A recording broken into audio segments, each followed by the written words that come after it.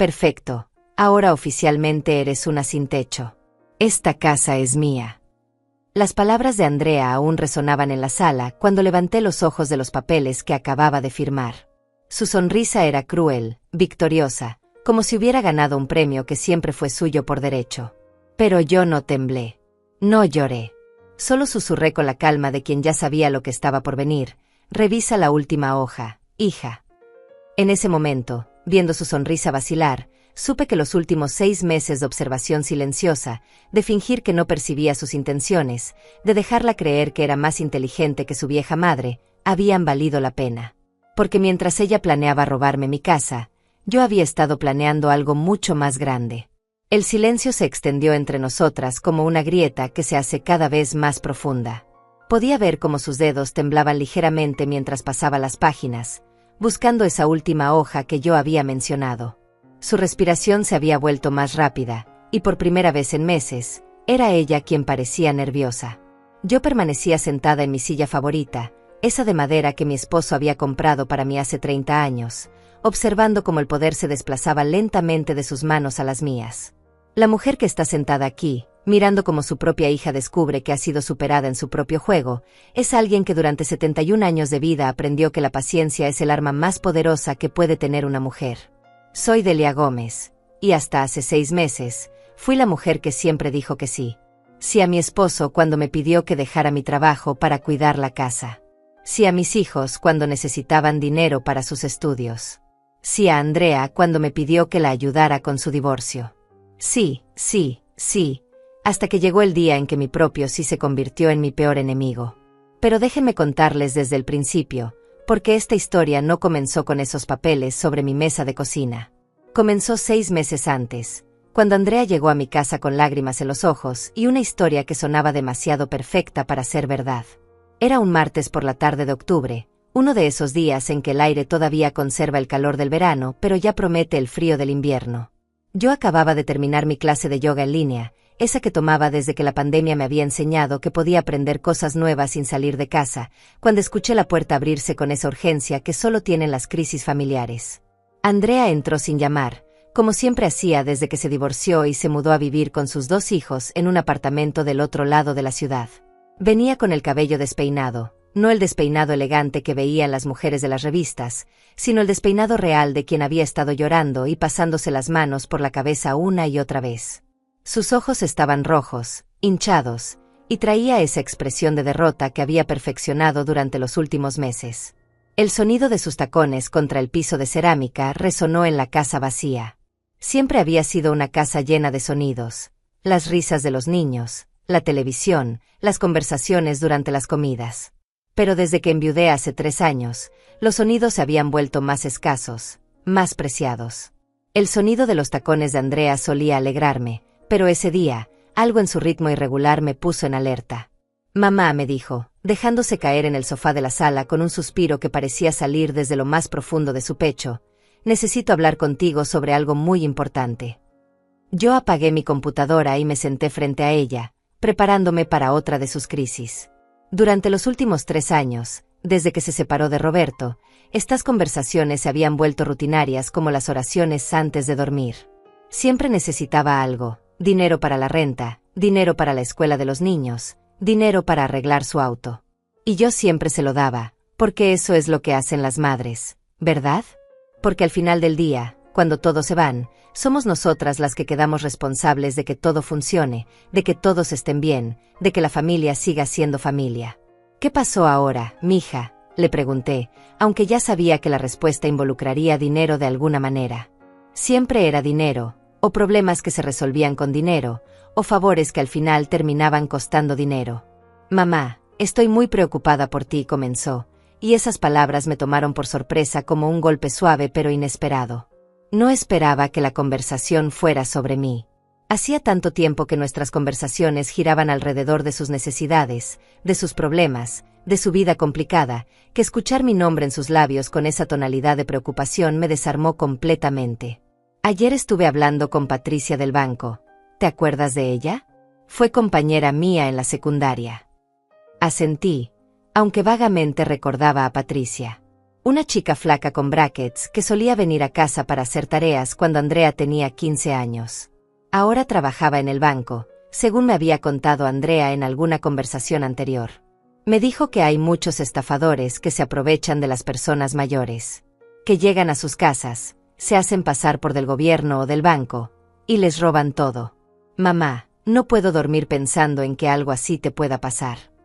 La forma en que lo dijo, con esa voz quebrada y esos ojos llenos de preocupación, me tocó el corazón de una manera que no había sentido en mucho tiempo. Mi hija se preocupaba por mí. Después de tanto tiempo de ser yo quien se preocupaba por ella, por fin había espacio para que ella cuidara de su madre. Era como si los roles se hubieran invertido, y por un momento, me sentí como esa niña que fui hace tantos años, cuando mi propia madre me cuidaba y me protegía del mundo. No te preocupes, Andrea, le dije, tomando su mano entre las mías. Sus dedos estaban fríos, como siempre los tenía cuando estaba nerviosa. Yo soy muy cuidadosa. Nunca abro la puerta a extraños, y si alguien me llama por teléfono pidiendo información, siempre les digo que no. Pero mamá, es que no es solo eso, insistió, y ahora su voz tenía esa urgencia que me recordaba a cuando era pequeña y me pedía que le comprara algo que veía en la televisión. Patricia me explicó que hay formas más sofisticadas de estafa, que pueden usar tu información personal para sacar créditos a tu nombre, o incluso para intentar quitarte la casa. Esas palabras me helaron la sangre de una manera que no había sentido desde que el doctor me había dicho que mi esposo tenía cáncer. La casa había sido mi hogar durante 45 años. Era donde había criado a mis hijos, donde había cuidado a mi esposo durante su enfermedad, donde guardaba todos los recuerdos de mi vida. Cada rincón tenía una historia, cada mancha en la pared tenía un recuerdo. La idea de que alguien pudiera quitármela me aterrorizaba más que la idea de morir. ¿Qué puedo hacer?, le pregunté, y vi como sus ojos se iluminaron ligeramente, como cuando era niña y conseguía que le dijera que sí a algo que sabía que no debía pedirme. Bueno, Patricia me dijo que hay maneras de proteger tus bienes, que puedes ponerlos a nombre de alguien de confianza, alguien de la familia, para que nadie más pueda tocarlos. Sería solo temporal, solo para protegerte. En ese momento, algo en mi interior se removió. No era desconfianza exactamente, sino más bien una sensación extraña, como cuando sientes que alguien te está observando pero no puedes ver quién. Era esa misma sensación que tenía cuando era joven y mi suegra me daba consejos que sonaban bondadosos, pero que después descubría que tenían segundas intenciones. Pero la descarté rápidamente. Era mi hija, mi propia hija, que se preocupaba por mí. No sé, mija, le dije, sintiendo como mi voz se volvía más pequeña. Eso suena muy complicado. Además, si pongo la casa a nombre de alguien más, ¿qué pasa si esa persona decide que ya no quiere devolvérmela? Andrea se rió, pero no fue una risa alegre. Fue una risa que sonaba forzada, como si hubiera practicado esa respuesta frente al espejo. Como cuando los vendedores te aseguran que el producto es excelente, pero sus ojos dicen otra cosa. Mamá, estás hablando conmigo. Soy tu hija. Jamás te haría algo así. Además, no tendría que ser para siempre. Solo hasta que pase este peligro de los estafadores. Esa tarde, después de que Andrea se fue, me quedé sentada en mi sala viendo las noticias. Era mi rutina de todos los días. Después de la comida, me sentaba en mi sillón favorito con una taza de té de manzanilla y miraba las noticias de las 6. Pero ese día, por primera vez en años, no podía concentrarme en lo que decían. Las palabras de Andrea daban vueltas en mi cabeza como un disco rayado. Mi teléfono sonó, y vi que era un mensaje de mi nieta Sofía, la hija mayor de Andrea. Abuela, ¿puedes enviarme 50 pesos para el proyecto de la escuela? Mamá dice que no tiene dinero hasta el viernes. El mensaje venía acompañado de 3 emojis de carita triste y un corazón. Sofía había aprendido bien de su madre el arte de pedir dinero con cara de ángel. Le envié el dinero inmediatamente, como siempre hacía. Pero mientras escribía mi respuesta, me di cuenta de algo. Andrea me había dicho que estaba preocupada por mi seguridad financiera, por los estafadores que podrían robarme, pero al mismo tiempo, ella y sus hijos seguían pidiéndome dinero regularmente. ¿No era contradictorio? Durante las siguientes semanas, Andrea volvió al tema una y otra vez. Siempre con la misma preocupación, siempre con la misma urgencia. Me traía recortes de periódicos sobre estafas a personas mayores, me enviaba mensajes de WhatsApp con noticias sobre robos de identidad, me llamaba para contarme historias de sus amigas que habían sido víctimas de fraudes. Mamá, mira esto, me decía, mostrándome su teléfono. Aquí dice que una señora de 75 años perdió toda su casa porque unos estafadores la convencieron de que firmara unos papeles. Cada historia era más aterradora que la anterior. Cada noticia me hacía sentir más vulnerable, más desprotegida. Lentamente, casi sin darme cuenta, empecé a sentir que efectivamente estaba en peligro. Que mi casa, mi seguridad, mi futuro estaban amenazados por fuerzas invisibles que yo no podía controlar.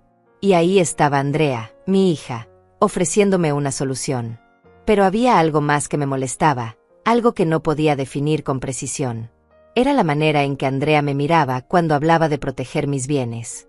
Como si supiera algo que yo no sabía. Como si estuviera actuando en una obra de teatro y yo fuera la única que no tenía el guión. Una mañana, mientras preparaba mi desayuno, recibí una llamada de mi hermana Esperanza, que vive en Guadalajara. Esperanza es 5 años menor que yo, pero siempre ha sido la más práctica de las dos. Delia, ¿cómo estás? Hace semanas que no hablamos, me dijo con esa voz alegre que siempre me alegraba el día. Bien, hermana. Aquí, preocupándome por cosas que quizás no debería preocuparme, le respondí, y antes de darme cuenta, le estaba contando todo sobre las preocupaciones de Andrea y su propuesta de proteger mis bienes. Esperanza me escuchó en silencio, y cuando terminé de hablar, hubo una pausa larga al otro lado de la línea. Delia, me dijo finalmente, ¿no te parece extraño que justo ahora que Andrea tiene problemas económicos, aparezca con esta preocupación por tu seguridad financiera? Sus palabras me golpearon como agua fría. ¿Qué quieres decir? Hermana, tú siempre has sido muy cuidadosa con el dinero. Nunca has sido víctima de estafas. ¿Por qué ahora, de repente, estarías en peligro? Y más importante, ¿por qué la solución sería poner todo a nombre de Andrea? Esa noche no pude dormir. Las palabras de Esperanza resonaban en mi cabeza, mezclándose con las lágrimas de preocupación de Andrea, con sus historias de estafadores, con su insistencia en que yo estaba en peligro. Por primera vez en semanas, traté de ver la situación desde afuera, como si fuera la historia de otra persona. Si mi vecina me contara que su hija, que tenía problemas económicos, de repente se había preocupado mucho por su seguridad financiera y le había propuesto poner todos sus bienes a su nombre para protegerla, ¿qué le aconsejaría? La respuesta me llegó clara y dolorosa. Le diría que tuviera cuidado, que eso sonaba a manipulación. A la mañana siguiente, hice algo que no había hecho en meses. En lugar de esperar a que Andrea me llamara o viniera a visitarme, yo fui a visitarla. Llegué a su apartamento sin avisar, con una caja de pan dulce de la panadería que le gustaba cuando era niña.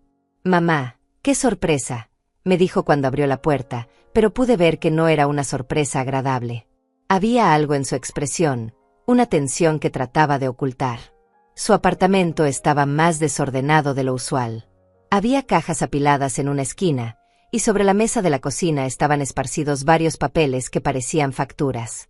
Sofía y Miguel, mis nietos, estaban en sus cuartos, probablemente haciendo tareas. ¿Cómo están los niños?, le pregunté, tratando de mantener la conversación ligera. Bien, mamá. Sofía necesita lentes nuevos y Miguel quiere entrar al equipo de fútbol de la escuela, pero... Su voz se apagó, y vi cómo sus ojos se dirigían hacia los papeles de la mesa. ¿Pero qué, mija? Pero todo cuesta dinero, mamá. Los lentes, el equipo de fútbol, la renta que subió otra vez. A veces siento que no puedo con todo esto. Por primera vez en semanas, vi a mi hija real, no a la mujer preocupada por mi seguridad que había estado visitándome. Vi a la madre soltera que luchaba por salir adelante, que se levantaba todos los días a enfrentar un mundo que cada vez era más caro y más difícil. Andrea, le dije, tomando su mano, si necesitas ayuda, solo tienes que pedírmela. Siempre te he ayudado, siempre lo haré. Pero no necesitas inventar historias de estafadores para que yo te dé dinero. Su rostro cambió inmediatamente. La máscara de preocupación desapareció, y por un momento, vi pánico en sus ojos. No sé de qué hablas, mamá. Yo no inventé nada. Realmente estoy preocupada por ti. Hija, he vivido 71 años. No soy tonta. Sé cuando alguien me está mintiendo, incluso cuando esa persona es mi propia hija. Se hizo un silencio tenso entre nosotras. Podía escuchar el reloj de pared marcando los segundos, el sonido de la televisión de los vecinos, las voces de mis nietos en sus cuartos. Está bien, dijo finalmente, y su voz sonaba diferente, más dura. Necesito dinero. Mucho dinero. Y no solo para los gastos normales. ¿Para qué más? Tengo deudas, mamá. Deudas que no te había contado. Cuando me divorcié, Roberto se quedó con todo, y yo tuve que pedir dinero prestado para poder mudarme con los niños. Ahora me están cobrando intereses que no puedo pagar. Finalmente, la verdad. Después de semanas de historias sobre estafadores y preocupaciones por mi seguridad, la verdad real y cruda. ¿Cuánto necesitas?, le pregunté. Mamá, no es solo cuánto necesito ahora. Es que voy a seguir necesitando. Los niños están creciendo, van a querer ir a la universidad, van a necesitar tantas cosas. Y yo no puedo dárselas. Entonces me pides ayuda cuando la necesites. Para eso estoy. Pero mamá, tú no vas a vivir para siempre, dijo, y esas palabras me dolieron más de lo que esperaba. ¿Qué va a pasar con los niños cuando tú ya no estés? ¿Qué va a pasar conmigo? Ahí estaba. La conversación que toda madre viuda teme tener. La conversación sobre la muerte, sobre la herencia, sobre el futuro sin ella. Andrea, cuando yo muera, tú y tu hermano van a heredar todo lo que tengo. Está en mi testamento. Pero mamá, eso podría ser en muchos años. Los niños me necesitan ahora. Yo te necesito ahora. La trampa estaba cerrándose lentamente. Ya no se trataba de protegerme de estafadores. Se trataba de que ella necesitaba mi dinero y mi casa ahora, no después de mi muerte. Entonces, ¿qué propones?, le pregunté, aunque ya sabía la respuesta. Que pongas la casa a mi nombre ahora. Así yo podría pedir un préstamo usando la casa como garantía, resolver mis deudas, y cuando tú te vayas, no habría problemas legales ni trámites complicados. Ahí estaba, finalmente, la verdadera propuesta. No protección contra estafadores, sino un préstamo usando mi casa como garantía. Mi hogar de 45 años convertido en una forma de pagar las deudas de mi hija. Necesito pensarlo, le dije, levantándome para irme. Mamá, no hay mucho tiempo. Los intereses siguen creciendo cada día. Cuando llegué a mi casa esa tarde, me senté en mi sillón favorito y por primera vez en meses, no encendí la televisión. Solo me quedé ahí, en el silencio, pensando en todo lo que había pasado. En las mentiras, en las medias verdades, en la manipulación disfrazada de amor filial. Y fue entonces cuando decidí que era hora de llamar a Alma del Valle. Alma del Valle siempre había sido la persona más directa que conocía. Cuando trabajábamos juntas en la oficina de contabilidad, hace más de 20 años, ella era la única que se atrevía a decirle a los jefes cuando estaban equivocados. Era la única que no sonreía cuando no tenía ganas de sonreír. Por eso, cuando marqué su número esa noche, sabía que me diría exactamente lo que pensaba, sin adornos ni mentiras piadosas. Delia, ¿qué tal? Hacía tiempo que no me llamabas, me dijo cuando contestó. Su voz sonaba igual que siempre, fuerte y segura. Alma, necesito que me ayudes con algo muy importante. Pero no puede saberlo nadie más, especialmente Andrea. Delia, ¿qué está pasando?, me preguntó, y pude escuchar cómo bajaba el volumen de su televisión. Creo que mi hija está planeando algo contra mí, le dije, y por primera vez en semanas, sentí que podía respirar con libertad. Le conté todo. Las visitas de Andrea, las historias sobre estafadores, la propuesta de poner la casa a su nombre, y finalmente, la conversación de esa tarde donde había admitido que necesitaba dinero para pagar deudas. Alma me escuchó sin interrumpir, y cuando terminé, hubo un silencio largo. Delia, me dijo finalmente, ¿tú qué sientes en el corazón sobre todo esto? Siento que mi hija me está mintiendo. Siento que está tratando de manipularme. Pero también siento que soy una mala madre por pensar eso. Eres una madre que ha dado todo por sus hijos durante toda la vida. Eso no te convierte en mala madre. Te convierte en humana. Y los humanos a veces cometen errores, incluso con las personas que más aman. ¿Qué debo hacer? Primero, no hagas nada todavía. No firmes nada, no prometas nada. Segundo, Vamos a averiguar exactamente cuál es la situación real de Andrea. Y tercero, vamos a protegerte. ¿Cómo? Déjamelo a mí. Mañana voy a hacer algunas llamadas. Tengo contactos en el banco donde trabajaba Patricia. Voy a averiguar si realmente han estado aconsejando a la gente que ponga sus propiedades a nombre de sus hijos para protegerlas de estafadores. Esa noche dormí mejor de lo que había dormido en semanas. Por primera vez en mucho tiempo, no estaba sola con mis preocupaciones. Alma estaba de mi lado. Al día siguiente, Alma me llamó temprano por la mañana. Delia, hablé con 3 personas del banco. Ninguna de ellas ha escuchado jamás que aconsejen poner propiedades a nombre de familiares para protegerlas de estafadores.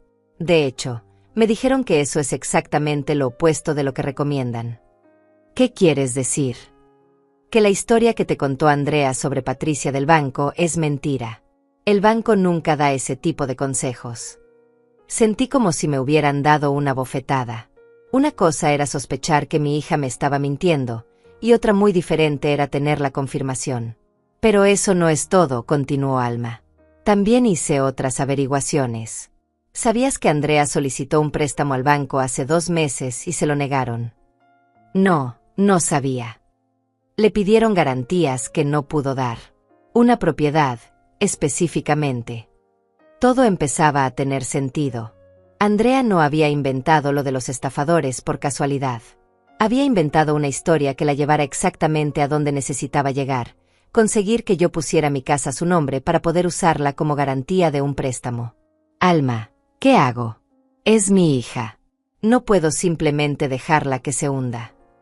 Nadie te está pidiendo que la dejes hundirse. Pero tampoco puedes dejar que te hunda a ti. Delia, si pones tu casa a nombre de Andrea y ella pide un préstamo usando la casa como garantía, ¿sabes qué pasa si no puede pagar? No. Que el banco se queda con tu casa. Tu casa, Delia.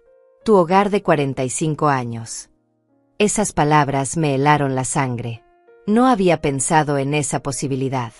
En mi mente, ayudar a Andrea significaba que después de resolver sus problemas, ella me devolvería la casa. Pero Alma tenía razón. Si Andrea no podía pagar el préstamo, el banco tomaría mi casa. Entonces, ¿qué sugiere que haga? Sugiero que juguemos un poco. Que le sigamos el juego a Andrea, pero con nuestras propias reglas. Durante los siguientes días, Andrea incrementó la presión. Me llamaba todas las mañanas para preguntarme si había tomado una decisión. Me enviaba mensajes con más noticias sobre estafadores. Incluso trajo a mis nietos a visitarme, y pude ver cómo les había dicho que preguntaran por qué me veía preocupada. Abuela, mamá dice que estás triste porque hay gente mala que quiere robarte la casa, me dijo Sofía con sus ojos grandes llenos de preocupación. No te preocupes, mija, le dije, abrazándola. La abuela está bien. Pero por dentro, me dolía profundamente que Andrea hubiera involucrado a los niños en su manipulación. El viernes por la tarde, Andrea llegó a mi casa con una carpeta llena de papeles. Mamá, traje los documentos para la transferencia. Patricia me ayudó a prepararlos. Solo necesitas firmar aquí y aquí, me dijo, señalando líneas marcadas con pequeñas flechas amarillas. ¿Ya está todo listo?, le pregunté, fingiendo sorpresa. Sí, mamá. Así no perdemos más tiempo. Entre más rápido lo hagamos, más rápido estarás protegida. Tomé los papeles y los revisé cuidadosamente. Efectivamente, eran documentos de transferencia de propiedad. Mi casa, que había comprado con mi esposo hace 45 años, donde había criado a mis hijos, donde había cuidado a mi marido durante su enfermedad, pasaría a ser propiedad de Andrea. Andrea, le dije, estos papeles no dicen nada sobre protección contra estafadores. Dicen que te estoy dando mi casa. Bueno, sí, técnicamente la casa estaría a mi nombre, pero solo para protegerte. Ya te lo expliqué. Y si tú tienes problemas económicos y necesitas pedir un préstamo, podrías usar esta casa como garantía. Vi cómo su rostro cambió ligeramente. Bueno, técnicamente sí, pero yo nunca haría eso sin consultarte. Pero legalmente podrías hacerlo. Si la casa está a tu nombre, legalmente es tuya. Mamá, ¿por qué estás haciendo estas preguntas? No confías en mí. Ahí estaba. La pregunta que había estado evitando durante semanas. ¿Confiaba en mi hija? La respuesta me dolía, pero era clara. No, no confiaba en ella. No en este momento, no con esto. Necesito unos días más para pensarlo, le dije. Mamá, no tenemos días más. Cada día que pasa eres más vulnerable. Andrea, he vivido 71 años sin ser víctima de ningún estafador. Creo que puedo vivir algunos días más. Esa noche, mientras cenaba sola como todas las noches desde que enviudé, tomé una decisión. Si Andrea quería jugar, yo también jugaría. Pero jugaría para ganar. Llamé a Alma. ¿Estás segura de que quieres hacer esto?, me preguntó. Completamente segura. Está bien. Mañana por la mañana vamos a ver a Mauricio Telles. Mauricio Telles había sido el abogado de mi esposo durante años. Era un hombre mayor, de confianza, que había manejado nuestro testamento y algunos asuntos legales cuando compramos la casa. Si alguien podía ayudarme a protegerme de mi propia hija, era él. El sábado por la mañana, Alma pasó por mí y fuimos juntas al despacho de Mauricio. Le expliqué toda la situación, las mentiras de Andrea, la presión para que firmara los papeles, mis sospechas sobre sus verdaderas intenciones. Señora Delia, me dijo Mauricio después de escucharme, lo que su hija está haciendo tiene un nombre legal: abuso financiero de personas mayores. Es un delito. Pero es mi hija. Y eso hace que sea aún más doloroso, pero no menos delictivo. Sin embargo, entiendo que usted no quiere proceder legalmente contra ella. ¿Qué quiere que hagamos? Quiero protegerme, pero también quiero darle una lección. Quiero que entienda que su madre no es una vieja tonta que puede ser manipulada. Mauricio sonrió por primera vez desde que habíamos llegado. Creo que tengo exactamente lo que necesita. Durante las siguientes 2 horas, Mauricio me explicó un plan que era simple pero brillante.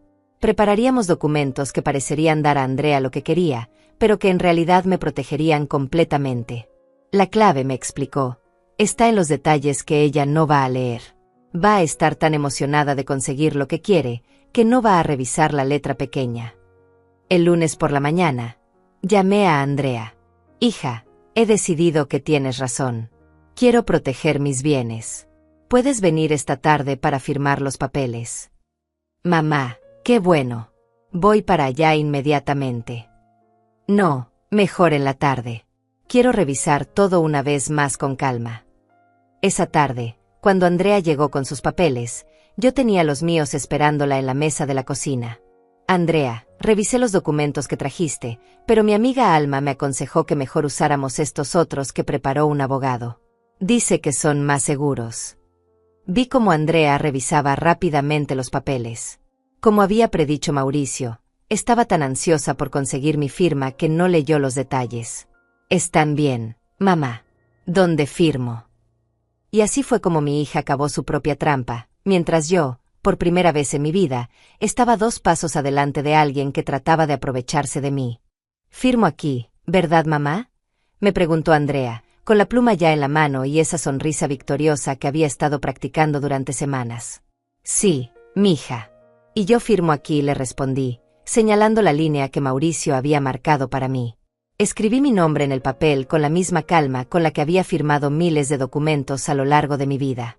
Facturas, recibos, tarjetas de cumpleaños para mis nietos. Pero esta firma era diferente. Esta firma era mi declaración de guerra silenciosa. Andrea tomó los papeles inmediatamente después de que terminé de escribir mi nombre.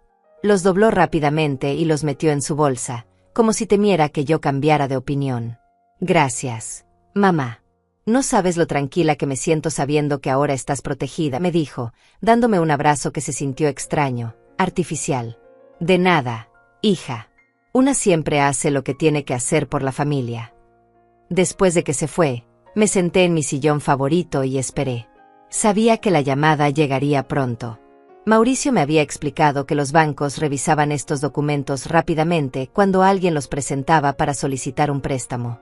No tuve que esperar mucho. El miércoles por la mañana, mientras regaba las plantas de mi patio, mi teléfono sonó. Era Andrea, y por el tono de su voz, supe inmediatamente que había descubierto algo. «Mamá, necesito que vengas al banco conmigo. Hay un problema con los papeles».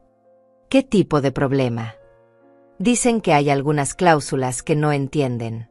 Necesitan que vengas para aclarar unas cosas. ¿Qué cláusulas? No sé, mamá. Son cosas legales complicadas. Solo ven conmigo, por favor. Esa tarde fuimos juntas al banco. Patricia, la famosa amiga de la secundaria que supuestamente le había dado todos esos consejos sobre estafadores, resultó ser una mujer joven que claramente no había ido a la secundaria con Andrea. Tenía a lo mucho 25 años. Señora Gómez, me dijo Patricia después de revisar los documentos, estos papeles establecen que aunque la propiedad está técnicamente a nombre de su hija, usted mantiene todos los derechos de uso y disposición.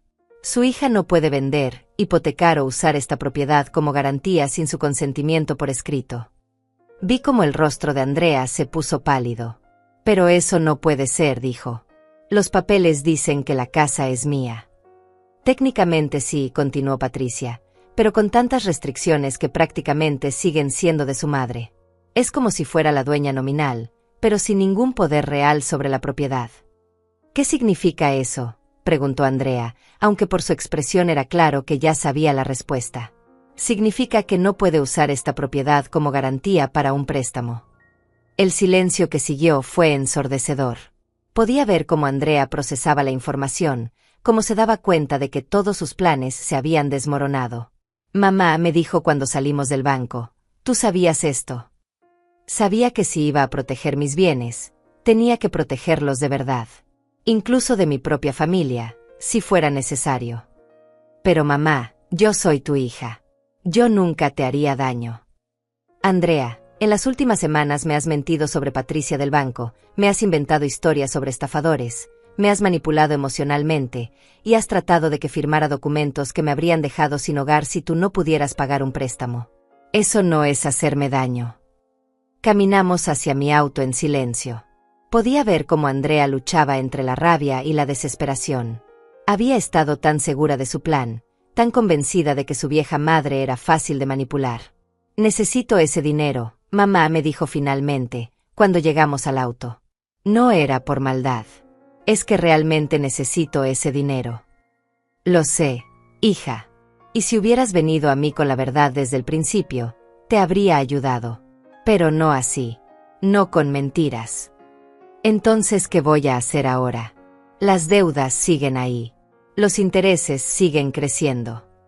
Por primera vez en semanas, vi a mi hija real otra vez. No a la manipuladora, no a la mentirosa, sino a la madre soltera asustada que no sabía cómo salir adelante. Vamos a mi casa, le dije. Vamos a sentarnos como adultas y vamos a hablar de cuánto necesitas realmente y cómo te puedo ayudar. Pero con la verdad, Andrea. Solo con la verdad. Esa tarde, sentadas en mi mesa de cocina con una taza de café para cada una, Andrea finalmente me contó toda la verdad. Las deudas eran más grandes de lo que había admitido. Había usado tarjetas de crédito para mantener el nivel de vida que tenía cuando estaba casada, pensando que encontraría un trabajo mejor. Pero el trabajo mejor nunca llegó, y las deudas crecieron. Tengo que pagar 12,000 pesos este mes, o van a embargar mi cuenta del banco, me dijo con lágrimas en los ojos. ¿Y cuánto debes en total? 80,000 pesos. Era una cantidad grande, pero no imposible. Tenía ahorros, tenía mi pensión, tenía algunas inversiones que mi esposo había hecho años atrás. Puedo ayudarte, le dije. Pero con condiciones. ¿Qué condiciones? Primera, nada más de mentiras. Si necesitas ayuda, me pides ayuda. No me inventes historias. Segunda, vamos a hacer un plan de pagos. No voy a darte todo el dinero de una vez para que lo gastes sin control. Y tercera, vas a buscar ayuda profesional para manejar tu dinero. Hay programas gratuitos para eso. Andrea asintió con la cabeza, pero pude ver que había algo más. ¿Qué más hay?, le pregunté. Es que no es solo el dinero, mamá. Es que me siento como una fracasada. Tengo 35 años y no puedo mantener a mis propios hijos. Tengo que pedirle dinero a mi madre de 70 años. Andrea, pedir ayuda no te hace fracasada. Mentir y manipular para conseguir esa ayuda, eso sí te hace fracasada. Esa noche, después de que Andrea se fue, llamé a Alma para contarle cómo había salido todo. ¿Crees que aprendió la lección?, me preguntó. No lo sé, pero aprendí algo yo también. ¿Qué? Que soy más inteligente de lo que pensaba, y que no necesito dejar que nadie, ni siquiera mi propia hija, me haga sentir como si fuera una vieja indefensa. Pero mi celebración duró poco, porque 3 días después, Andrea regresó a mi casa con una actitud completamente diferente. Ya no era la hija arrepentida que había llorado en mi mesa de cocina. Era alguien que yo no conocía. Mamá, me dijo, he estado pensando en todo esto, y creo que fuiste muy cruel conmigo. ¿Cruel? Sí, yo soy tu hija. Cuando necesito ayuda, deberías dármela sin condiciones, sin trucos legales, sin humillarme en el banco. Y ahí fue cuando supe que la guerra apenas estaba comenzando. Mamá, tienes que entender algo, me dijo Andrea, caminando por mi sala como si fuera suya. Yo no soy una extraña pidiendo limosna. Soy tu hija. Todo lo que tienes algún día será mío de todas formas. Sus palabras me golpearon como una bofetada fría. Era la primera vez que escuchaba a mi hija hablar sobre mi muerte como si fuera una transacción comercial pendiente. Andrea, siéntate. Necesitamos hablar de esto con calma. No, mamá. Ya hablamos suficiente. Ya jugaste tus jueguitos legales. Ahora es mi turno de hablar. Se detuvo frente a mí con los brazos cruzados, una postura que no había visto desde que era adolescente y me desafiaba por algo. ¿Sabes que me di cuenta después de ir al banco? Que tú sabías exactamente lo que estabas haciendo. Que me dejaste hacer todo el trabajo, conseguir los papeles, planear todo, solo para humillarme al final. Te dejé mostrarme quién eras realmente, le respondí. ¿Y quién soy, mamá? ¿Una mala hija? ¿Una estafadora? Eso es lo que piensas de mí. Pienso que eres una mujer desesperada que tomó decisiones equivocadas. Estoy desesperada porque tengo una madre que tiene dinero pero prefiere guardárselo mientras sus nietos no pueden tener lo que necesitan. Andrea, te ofrecí ayuda. Te dije que podíamos hacer un plan. Un plan. Con condiciones, con controles, como si fuera una niña. Mamá, yo debería poder disponer de esa casa ahora. Los niños la van a necesitar. Yo la voy a necesitar. Ahí estaba otra vez. No se trataba de protegerme de estafadores. Se trataba de que ella sentía que mi casa ya le pertenecía. La casa es mía mientras yo esté viva, le dije con una firmeza que me sorprendió a mí misma. Pero tú ya estás vieja, mamá. ¿Qué va a pasar cuando no puedas cuidarla? Cuando necesites que alguien te cuide. Va a ser muy costoso. ¿Y de dónde va a salir ese dinero? Sus palabras tenían un filo cruel que me hizo temblar. Estaba amenazándome sutilmente con abandonarme cuando la necesitara. Andrea, creo que es mejor que te vayas ahora. ¿Me vas a correr de la casa donde crecí? De la casa que va a ser mía. Te voy a pedir que te vayas de mi casa porque no me gusta cómo me estás hablando. Se rió, pero no fue una risa alegre. Fue una risa amarga, llena de desprecio. Está bien, mamá. Pero piénsalo bien. Piensa en quién va a estar ahí cuando realmente me necesites. Después de que se fue, me quedé sentada en mi sala temblando. No de miedo, sino de rabia. ¿Cómo había criado a una hija que podía hablarme así? ¿Cómo había llegado a convertirse en alguien que veía mi vejez como una oportunidad? Llamé a Alma inmediatamente. Delia, ¿qué pasó? Te escuchas muy alterada. Le conté todo lo que había pasado, cada palabra cruel, cada amenaza velada.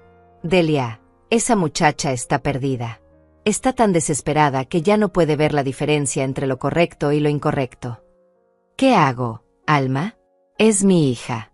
Son mis nietos. Los nietos no tienen la culpa de lo que está haciendo su madre. Pero tampoco puedes permitir que te chantajee con ellos. Esa noche no pude dormir. Las palabras de Andrea daban vueltas en mi cabeza. Tú ya estás vieja, mamá. ¿Quién va a estar ahí cuando realmente me necesites? Por primera vez desde que enviudé, me sentí realmente sola. Mi hija, la persona que se suponía que me amaría incondicionalmente, me veía como un obstáculo entre ella y mi dinero. Al día siguiente decidí hacer algo que no había hecho en años. Llamé a mi hijo Carlos, que vive en Estados Unidos. Carlos y yo no hablábamos mucho desde que se mudó, pero siempre habíamos tenido una relación honesta. Mamá, qué sorpresa. ¿Cómo estás? Bien, hijo. Pero necesito preguntarte algo. Andrea te ha contado algo sobre problemas de dinero. Hubo una pausa larga al otro lado de la línea. Mamá, ¿qué está pasando? Le conté todo. Las mentiras, la manipulación, la propuesta de transferir la casa, las amenazas veladas. Mamá, Andrea me llamó hace 2 semanas. Me dijo que estabas empezando a tener problemas de memoria, que estabas tomando decisiones raras con el dinero. Me quedé sin respiración. ¿Qué le dijiste? Le dije que si estaba preocupada, que fuera contigo al doctor. Pero mamá, ¿es verdad? ¿Tienes problemas de memoria? No. Carlos, estoy perfectamente bien. Tu hermana está inventando eso porque no conseguí lo que quería. Esto es grave, mamá. Si Andrea está diciendo que tienes problemas mentales, podría estar preparando el terreno para algo peor. ¿Qué quieres decir? Podría estar preparándose para conseguir una tutela legal sobre ti, para declararte incapaz de manejar tus propios asuntos. Esas palabras me aterrorizaron más que todas las amenazas anteriores. Una tutela significaría que Andrea tendría control legal sobre mi dinero, mi casa, mis decisiones médicas. Sería como estar muerta en vida. Carlos, ¿qué puedo hacer? Primero, ve al doctor. Hazte todos los exámenes necesarios para demostrar que estás perfectamente bien. Segundo, documenta todo lo que ha estado pasando.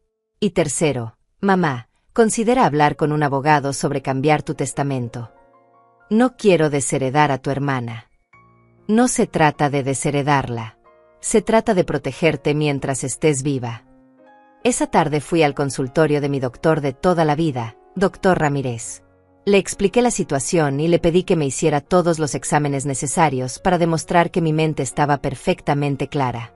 Señora Delia, me dijo después de examinarme, usted está en excelente condición mental para su edad. Su memoria está bien, su capacidad de razonamiento está bien, y definitivamente es capaz de tomar sus propias decisiones. Doctor, ¿puede darme un documento que diga eso? Por supuesto.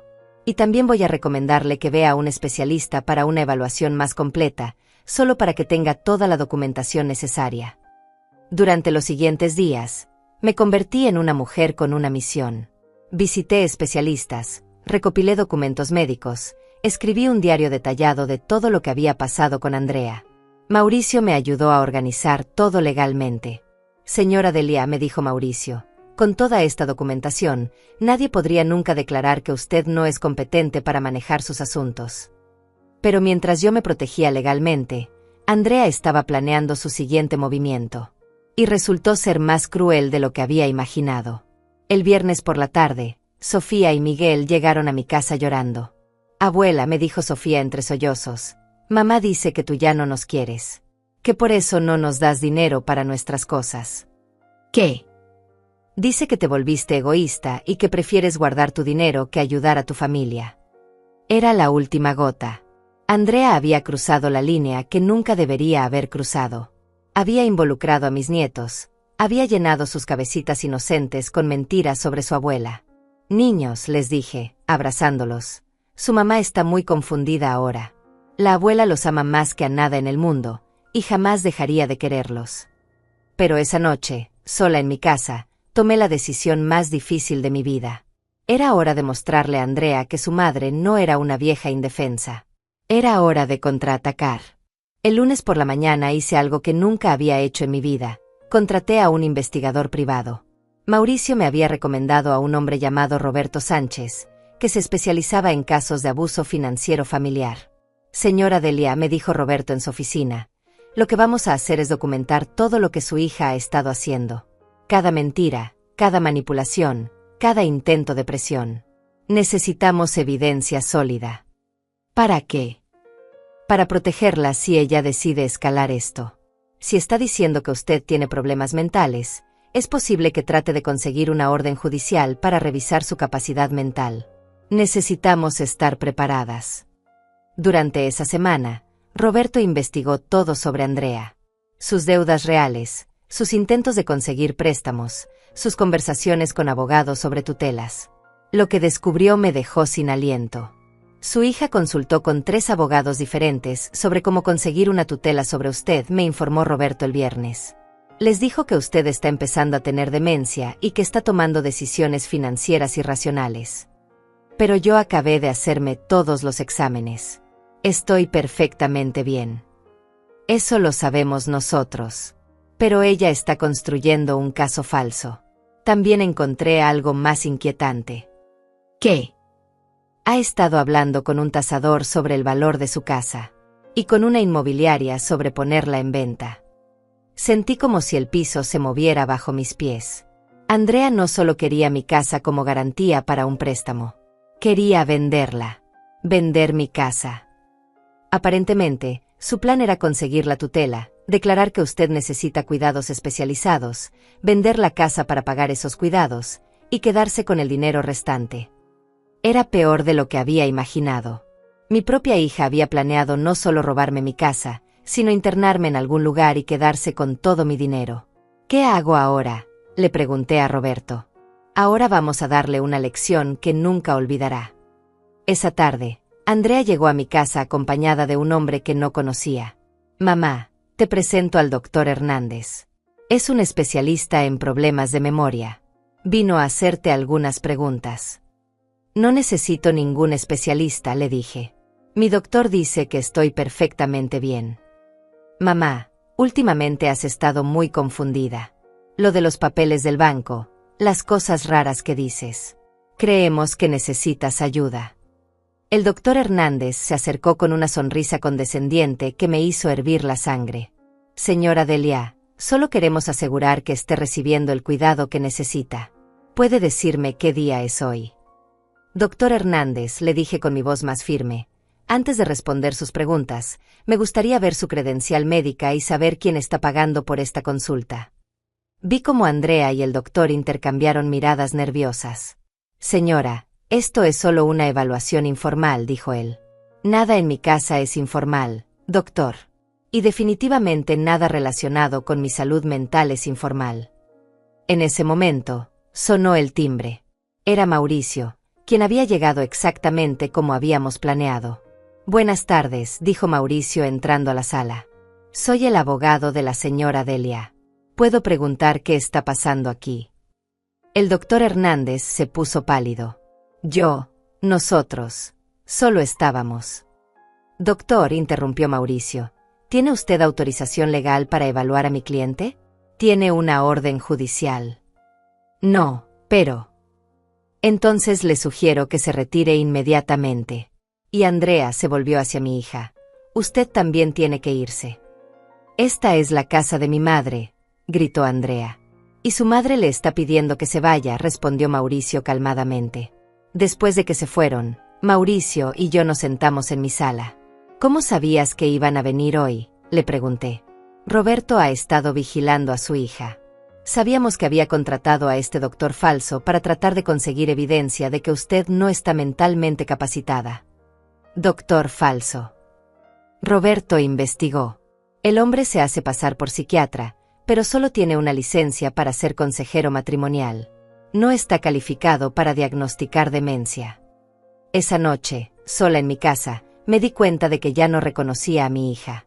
La mujer que había criado, que había alimentado, que había cuidado cuando estaba enferma, se había convertido en una extraña dispuesta a destruir mi vida por dinero.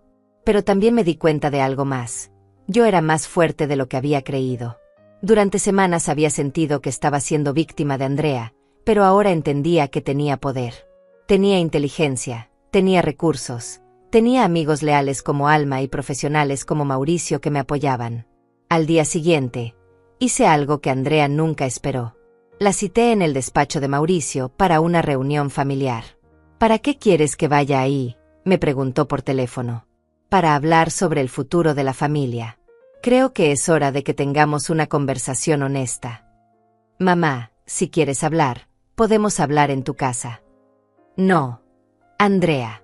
Esta conversación va a ser en territorio neutral, con testigos. El miércoles por la tarde, Andrea llegó al despacho de Mauricio acompañada de un abogado que había contratado. Yo estaba ahí con Mauricio, Roberto el investigador, y Alma como testigo. Andrea, comencé. Durante las últimas semanas has mentido, manipulado y amenazado. Has tratado de robarme mi casa, has inventado historias sobre mi salud mental y has usado a tus propios hijos para chantajearme emocionalmente. Mamá, yo solo. No he terminado de hablar. Mi voz sonaba diferente, más fuerte, más autoritaria. Roberto aquí presente ha documentado todo lo que has estado haciendo. Tus consultas con abogados sobre tutelas, tus conversaciones con tasadores e inmobiliarias, tu intento de usar un doctor falso para declararme incompetente. Vi cómo el rostro de Andrea se ponía cada vez más pálido. Ahora vas a escuchar mis condiciones, continué. Primero, vas a dejar de decirle a la gente que tengo problemas mentales. Segundo, vas a dejar de involucrar a mis nietos en tus problemas financieros. Tercero, no vas a volver a mi casa hasta que yo te invite. ¿Y si no acepto?, preguntó, aunque su voz temblaba. Si no aceptas, Roberto va a enviar toda su investigación al Ministerio Público. Lo que has estado haciendo se llama abuso financiero de personas mayores, y es un delito federal. No puedes hacerme esto. Soy tu hija. Eres mi hija, y por eso te estoy dando una oportunidad de hacer lo correcto. Pero si eliges seguir por este camino, voy a defenderme de ti como me defendería de cualquier persona que trate de lastimarme. El silencio en la oficina era tenso. Podía ver cómo Andrea luchaba entre el orgullo y el miedo. Está bien, dijo finalmente. Pero quiero que sepas que esto va a destruir nuestra relación. Andrea, le dije, levantándome para irme. Nuestra relación se destruyó el día que decidiste que mi dinero era más importante que mi bienestar. Esa noche, por primera vez en meses, dormí profundamente.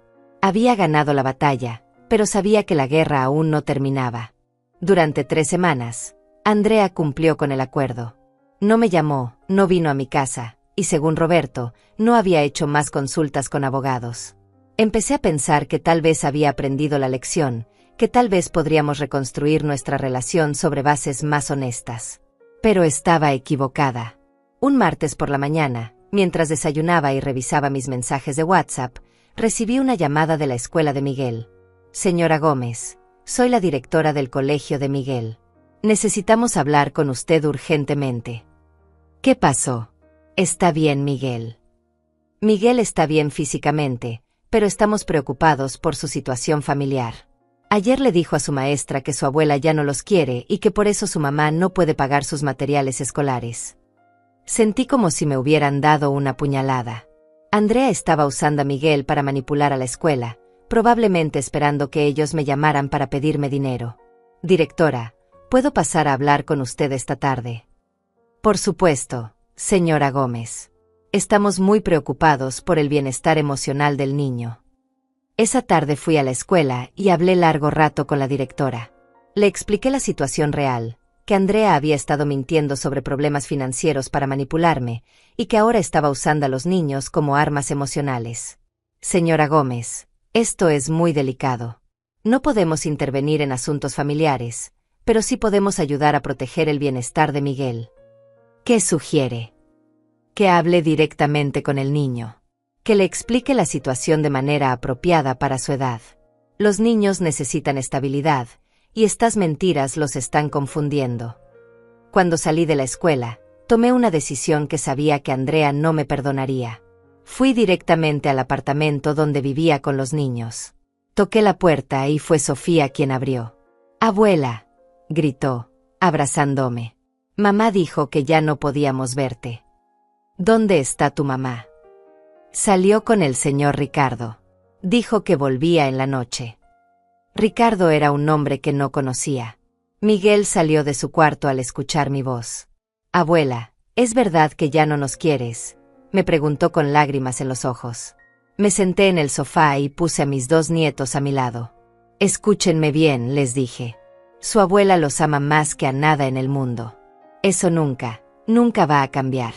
Lo que pasa es que su mamá y yo estamos teniendo algunos problemas de adultos, pero eso no tiene nada que ver con ustedes». «¿Pero por qué mamá dice que tú eres mala?», preguntó Sofía.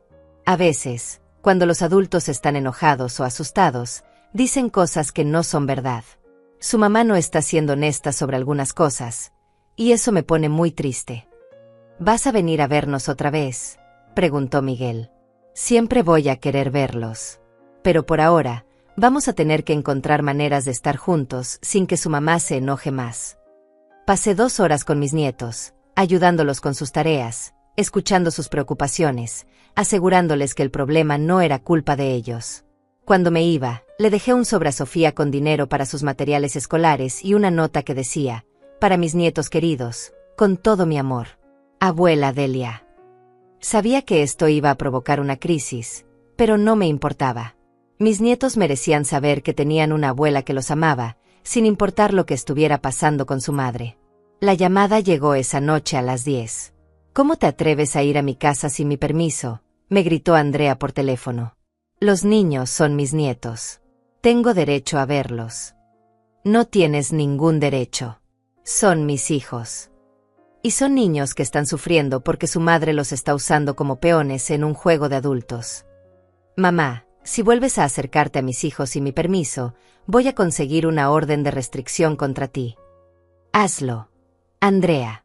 Pero ten en cuenta que si vas a corte, yo también voy a ir. Y voy a llevar toda la evidencia de lo que has estado haciendo. Me estás amenazando.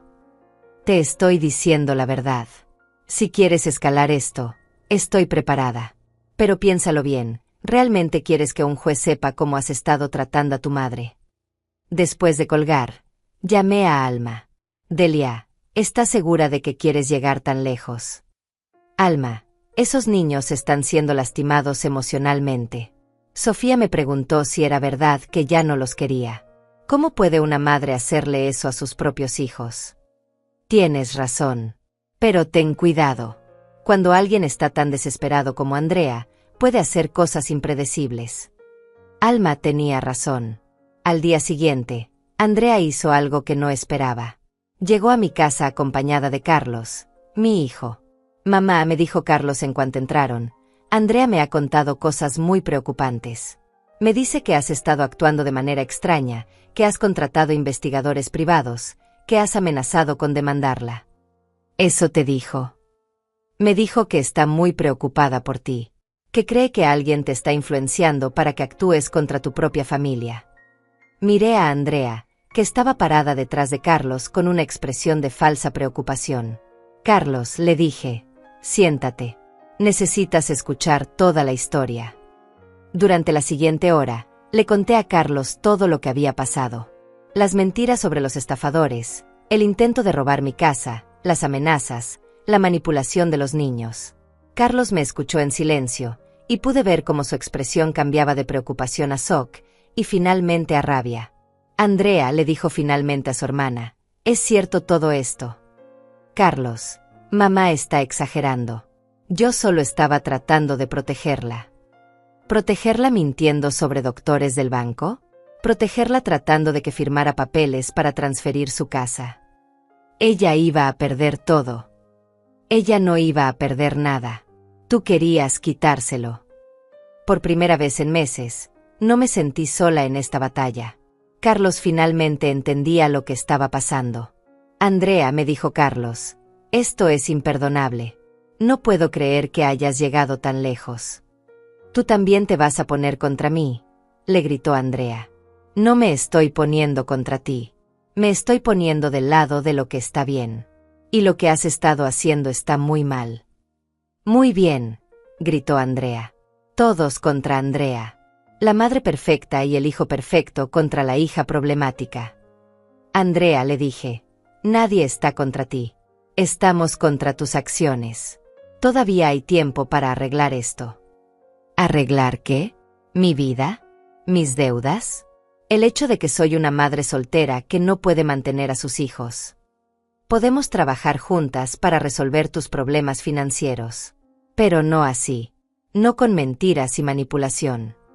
Ya es muy tarde para eso, me dijo, caminando hacia la puerta. Ya tomé mi decisión. ¿Qué decisión?, le preguntó Carlos. Ya verán, dijo, y se fue dando un portazo. Esa noche, Carlos se quedó en mi casa. Hablamos hasta muy tarde sobre lo que había pasado, sobre cómo habíamos llegado a este punto.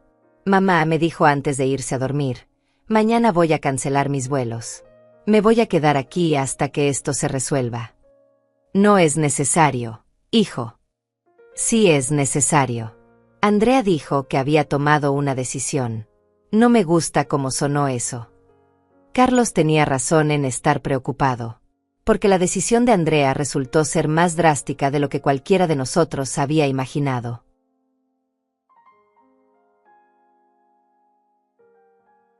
La decisión de Andrea llegó el viernes por la mañana en forma de una citación judicial.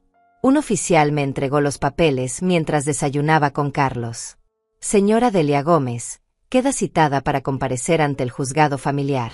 Su hija Andrea Gómez ha solicitado una evaluación de su capacidad mental y una tutela temporal sobre sus bienes. Carlos tomó los papeles de mis manos temblorosas y los leyó en voz alta. Dice que Andrea alega que tienes deterioro cognitivo severo, que has estado tomando decisiones financieras irracionales y que representas un peligro para ti misma. Sentí como si el mundo se desplomara a mi alrededor. Mi propia hija había llevado esto a los tribunales. Había decidido destruir públicamente mi reputación y mi dignidad con tal de conseguir control sobre mi dinero. También dice, continuó Carlos, que como evidencia del deterioro, presenta el hecho de que contrataste investigadores privados para seguir a tu propia familia, que cambiaste documentos legales de manera confusa, y que has estado actuando de manera paranoica y agresiva. Está usando todo lo que hice para protegerme como evidencia de que estoy loca, murmuré. Mamá, tranquila. Tenemos toda la documentación médica que demuestra que estás perfectamente bien. Llamé inmediatamente a Mauricio. Señora Delia, esperábamos esto. Roberto y yo hemos estado preparándonos para esta posibilidad. Tenemos un caso sólido. Pero ¿qué pasa si el juez le cree? No le va a creer. Tenemos las grabaciones de Roberto donde ella admite que está mintiendo sobre su salud mental. Tenemos los reportes médicos. Y tenemos evidencia de todos sus intentos de manipulación financiera. La audiencia estaba programada para el martes siguiente. Durante el fin de semana, Mauricio, Roberto y yo nos preparamos meticulosamente.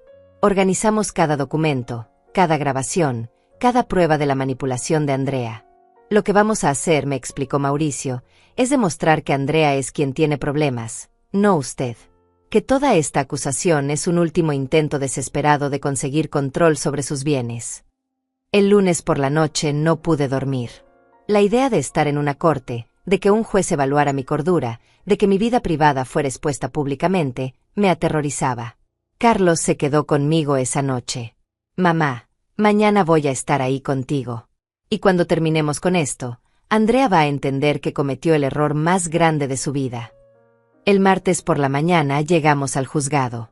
Era un edificio frío, lleno de gente triste y abogados con maletines. Andrea estaba ahí con su abogado, y por primera vez en meses, me dio miedo verla. Se veía diferente, más dura, como si hubiera cruzado una línea de la que no había vuelta atrás. Buenos días, mamá, me dijo cuando pasé cerca de ella. Buenos días, Andrea. Espero que entiendas que esto es por tu propio bien. No le respondí. Ya no había nada que decir entre nosotras. La audiencia comenzó con el abogado de Andrea presentando su caso. Era un hombre mayor, con voz grave, que hablaba como si yo no estuviera presente. Su señoría, la señora Delia Gómez, muestra claros signos de deterioro mental. Ha comenzado a tomar decisiones financieras irracionales, ha desarrollado paranoia hacia su propia familia, y ha contratado investigadores privados para espiar a sus seres queridos. Ha cambiado documentos legales importantes de manera confusa y contradictoria. Ha amenazado a su hija con acciones legales sin fundamento. Y ha comenzado a aislar a sus nietos, causándoles trauma emocional. Mi cliente, su hija amorosa, solo busca proteger a su madre de sí misma antes de que cause daño irreparable a su patrimonio y a su familia. Escuchar esas palabras me dolió más de lo que esperaba. Cada hecho real había sido torcido para hacerme ver como una anciana paranoica y confundida. Luego fue el turno de Mauricio. Su señoría, lo que vamos a demostrar hoy es que la señora Delia Gómez no solo está perfectamente cuerda, sino que es una mujer inteligente que se protegió exitosamente de un intento elaborado de abuso financiero por parte de su propia hija. Mauricio comenzó presentando mis evaluaciones médicas. 3 doctores diferentes habían certificado que mi capacidad mental era perfecta para mi edad.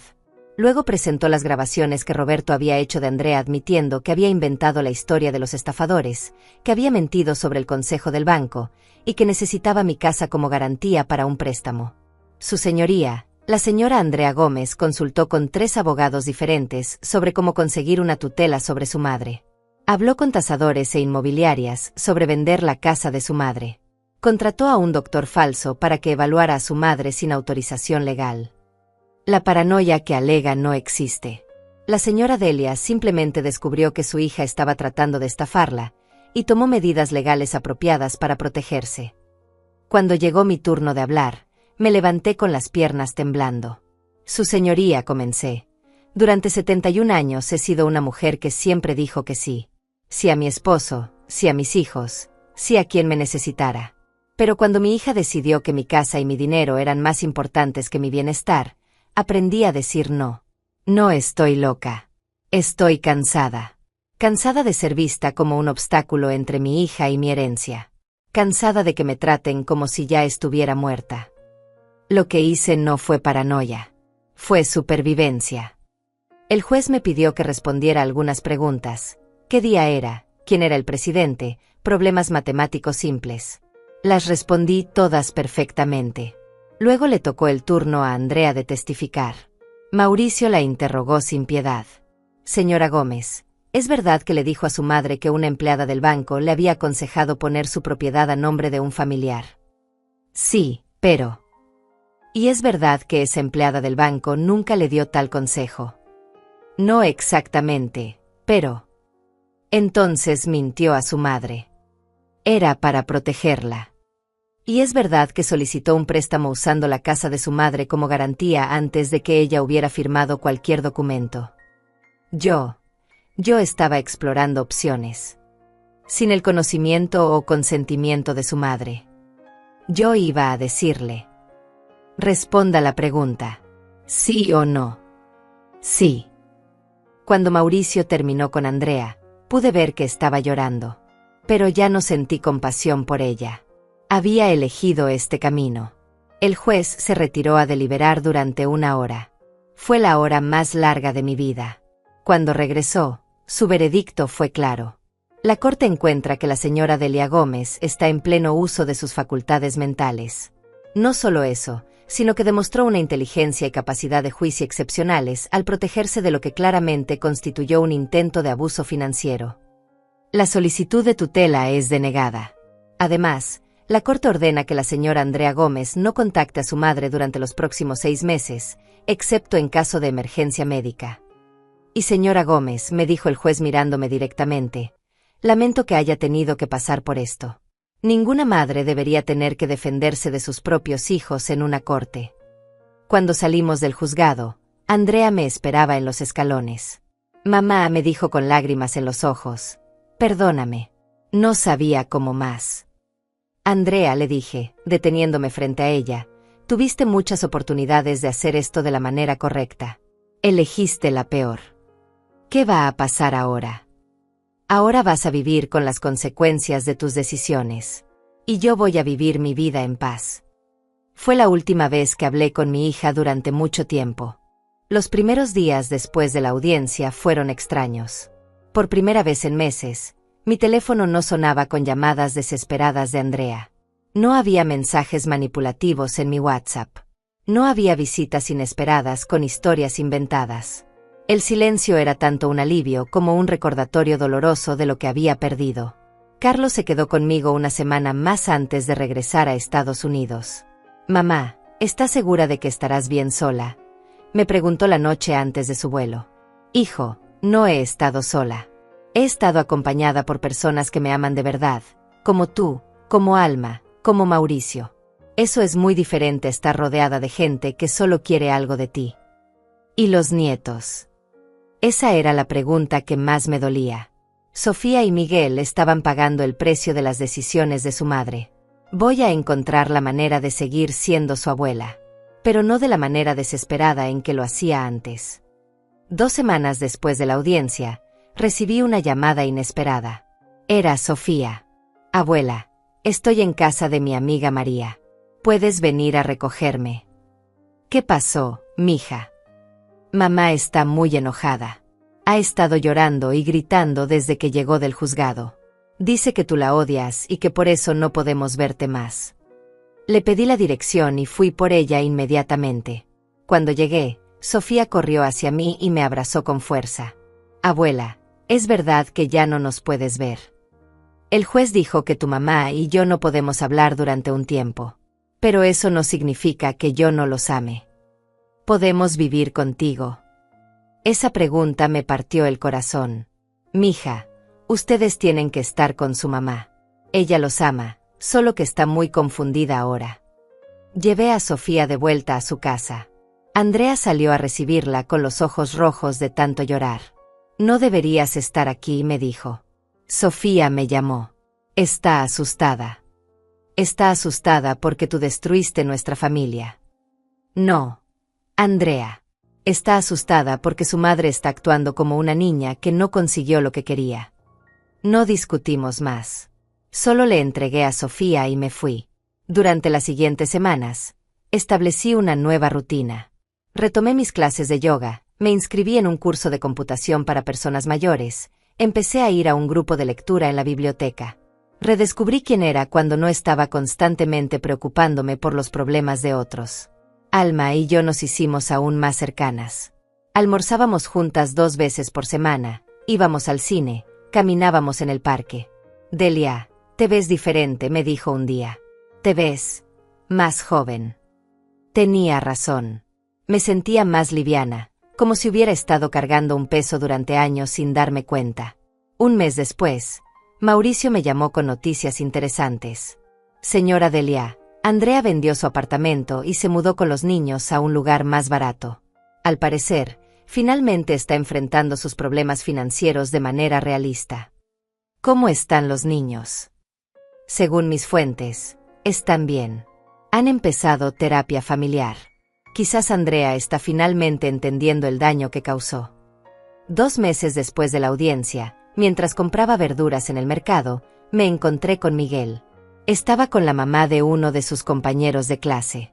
«Abuela», gritó, corriendo hacia mí. «Miguel, ¿cómo estás, mi amor? Te extraño mucho. Mamá dice que no podemos verte, pero yo quiero verte». La mamá de su amigo me reconoció y se acercó. «Señora Gómez, soy Carmen, la mamá de Diego. Miguel habla mucho de usted. Miguel es un niño maravilloso. Señora, no sé qué pasó en su familia, pero Miguel siempre dice que su abuela es la persona más inteligente que conoce».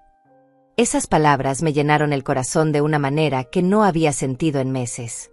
Cuando se cumplieron los 6 meses de la orden judicial, no sabía si Andrea trataría de contactarme. La respuesta llegó en forma de una carta entregada por correo. «Mamá», decía la carta, «sé que no tengo derecho a pedirte perdón después de todo lo que hice. Sé que traté de robarte tu casa, que mentí, que manipulé, que involucré a los niños en algo que nunca debería haberlos involucrado. He estado en terapia estos meses. Mi terapeuta me ayudó a entender que lo que te hice no fue solo por el dinero. Fue porque estaba celosa de tu independencia, de tu fuerza, de que pudieras vivir sola y ser feliz mientras yo me sentía como un fracaso. No espero que me perdones. Pero quiero que sepas que he conseguido un trabajo mejor, que estoy pagando mis deudas poco a poco, y que los niños están bien. Sofía pregunta por ti todos los días. Si algún día puedes encontrar en tu corazón un espacio para volver a confiar en mí, estaré aquí. Pero si no puedes, lo entenderé». Guardé la carta en mi mesa de noche y no la respondí inmediatamente. Necesitaba tiempo para procesar mis sentimientos. 3 semanas después, hice algo que me sorprendió a mí misma. Fui a la escuela de Miguel a la hora de salida. Cuando me vio, corrió hacia mí gritando «Abuela», tan fuerte que todos en el patio se voltearon a mirar. «¿Puedo llevarte a casa?», le pregunté. «Sí, pero primero tengo que llamar a mamá». Miguel llamó a Andrea desde mi teléfono. «Mamá, la abuela está aquí. ¿Puedo ir con ella a su casa?». Podía escuchar la voz de Andrea al otro lado, pero no las palabras. «Dice que está bien», me dijo Miguel. Esa tarde, Miguel y yo fuimos a mi casa. Hicimos galletas, jugamos cartas, y hablamos de la escuela. No mencionamos nada de lo que había pasado entre su mamá y yo. Cuando lo llevé de vuelta a su casa, Andrea salió a recibirlo. Gracias, me dijo simplemente. Es mi nieto, le respondí. Mamá, ¿podemos hablar algún día? Algún día, le dije. Cuando ambas estemos listas. Ahora, 6 meses después, veo a mis nietos una vez por semana. Andrea y yo nos saludamos cortésmente cuando nos vemos, pero aún no hemos tenido esa conversación profunda que ambas sabemos que necesitamos tener. Tal vez la tengamos algún día. Tal vez no. He aprendido que no puedo controlar las decisiones de otras personas, ni siquiera las de mi propia hija. Lo que sí puedo controlar es mi propia vida. Y por primera vez en muchos años, estoy viviendo para mí. Esta mañana me desperté a las 7, desayuné tranquilamente mientras leía las noticias en mi tablet, y luego me tomé una selfie para enviarla a mi grupo de WhatsApp de la clase de yoga. En la foto se ve una mujer de 71 años con una sonrisa genuina, no la sonrisa forzada de alguien que trata de complacer a todos. Alma me respondió inmediatamente, te ves radiante, amiga. Y tenía razón. Me veo radiante porque por fin, después de muchos años, era yo la que decidía a quién cuidar. Y elegí cuidarme a mí misma.